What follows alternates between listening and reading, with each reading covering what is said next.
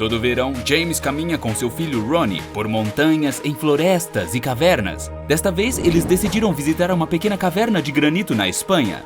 A caverna tem cerca de 3 km de extensão e chega a ter 1 km de profundidade. O pai e o filho planejavam ir até o fim e imediatamente voltarem, mas logo eles serão pegos de surpresa por uma força maior. Os turistas ficarão totalmente sem luz. Pequenas pedras caem do teto da caverna e, embora não causem ferimentos, tiveram força suficiente para tirar as lanternas de suas mãos e quebrá-las. Teriam que achar o caminho de volta com sentidos diferentes do da visão. O chão da caverna é muito irregular e, nessas condições, uma queda quase certamente significaria ferimentos graves. Mas quando uma luz fraca surge no horizonte, também surge a esperança de saírem de lá sem fraturas ou luxações. A luz fraca vinha de um grande pedaço de cristal de quartzo. A luz é muito fraca, mas suficiente para tirá-los da caverna sem problemas. Com o brilho branco do cristal, eles veem no espaço ao seu redor que as paredes da caverna estão completamente revestidas de musgo. James sugere que se sentem e tomem um fôlego antes de pegar o cristal para usarem como fonte de luz e continuarem. James senta-se onde há musgo, mas Ronnie não, impedido por sua sensibilidade adolescente. Ele acha o musgo muito nojento e escolhe se sentar em um matacão de granito. Depois de uma pequena pausa, James estende sua mão até o cristal para arrancar um pequeno pedaço dele. Mas assim que ele toca o cristal, James sente uma dor incrivelmente forte rasgando seu braço. James tem o reflexo de querer se soltar do cristal, mas é tarde demais. Enquanto Ronnie observava assustado, a mão de seu pai começa a se cristalizar, sendo coberta por uma grossa crosta branca. O grito de James ecoa por toda a caverna. Ronnie simplesmente trava de medo e, apesar do forte desejo de ajudar seu pai, ele não consegue nem se mexer. Alguns minutos depois, os gritos vão perdendo intensidade e todo o corpo de James se torna um cristal sólido. Ronnie, sem palavras, continua olhando impotente para a escultura cristalina de seu pai, que continua a fazer rangidos e sons de estalo por mais 20 minutos. Depois disso, o corpo de James explode em milhares de pedaços. Por coincidência, nenhum dos fragmentos atinge Ronnie. Neste tempo todo, o musgo pelo chão também estava rapidamente se cristalizando e se espalhando na direção de Ronnie.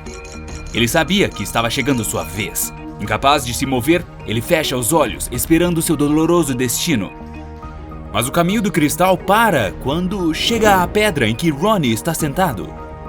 Após se recuperar do choque, o adolescente percebe que o cristal não agia sobre o granito.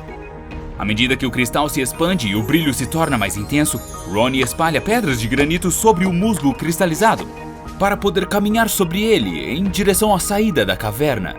No fim, administram amnésicos em Ronnie e James é declarado desaparecido.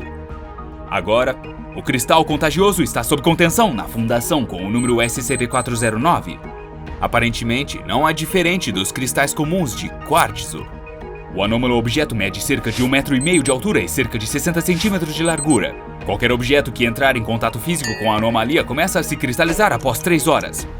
Mas isso não vale para pessoas. Quem toca a anomalia se cristaliza imediatamente. A área cristalizada avança a uma taxa de 2,5 centímetros por minuto. Todas as células vivas afetadas se cristalizam. Quanto às substâncias inorgânicas, o efeito é superficial, apenas alguns centímetros ao redor do ponto de contato com o cristal.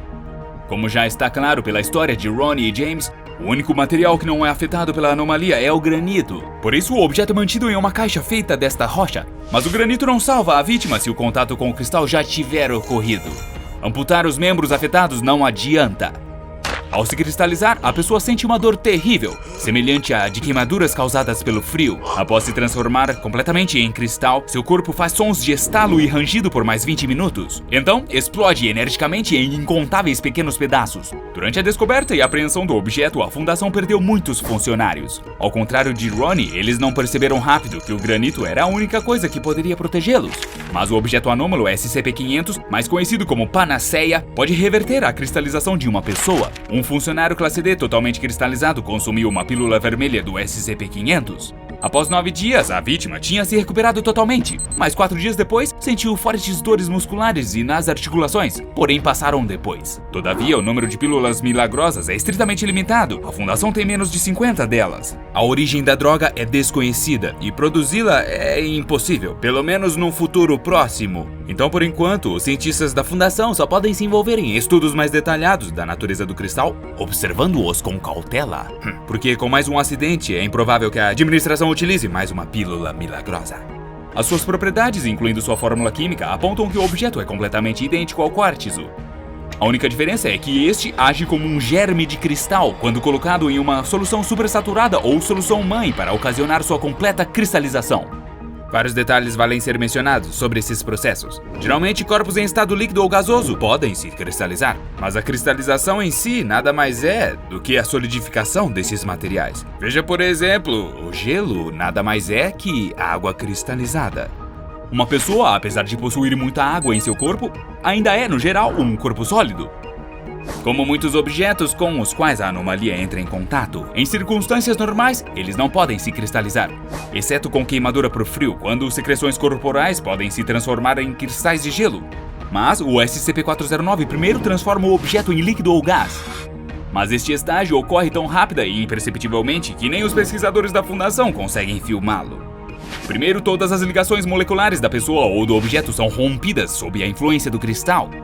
Depois que a parte do corpo se torna líquida por uma fração de segundo, ela imediatamente começa a se transformar em cristal. Quando este processo acaba, o corpo começa a intensamente se cristalizar com o ar circundante. Gelo seco explode com uma técnica semelhante. Quando cercado de intensos jatos de ar, este processo é acompanhado por sons crepitantes e rangidos, após os quais a massa explode em pedaços.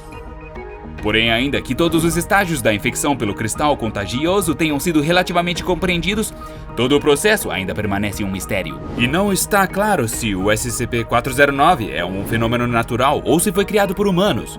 Estou mais inclinado à primeira opção, mas como uma pequena ressalva, este cristal foi formado sob condições naturais, mas não na Terra. Uma pressão ultra alta deve ter sido necessária para criar o cristal, uma que não pode ser alcançada em nosso planeta, nem com tecnologia.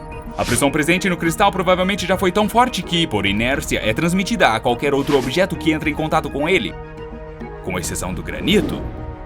Se isso estiver certo, então aquele estágio em que uma pessoa é transformada em líquido que mencionei anteriormente, na verdade, não existe. O cristal contagioso provavelmente veio ao nosso planeta junto com um meteorito e se alojou dentro de uma caverna de granito.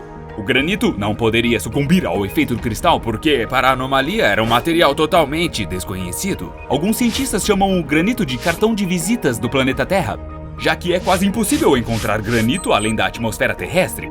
É mais fácil encontrar organismos vivos, especialmente considerando que a Fundação SCP e eu sabemos que existe vida extraterrestre. Isso sugere outra hipótese, a de que os cristais anômalos foram criados por ETs. Talvez civilizações alienígenas os tenham colocado especificamente dentro de formações rochosas de granito, uma espécie de bomba-relógio. Um plano para destruir a vida na Terra depois de certo tempo. Vários cristais grandes escondidos em diferentes lugares pelo planeta.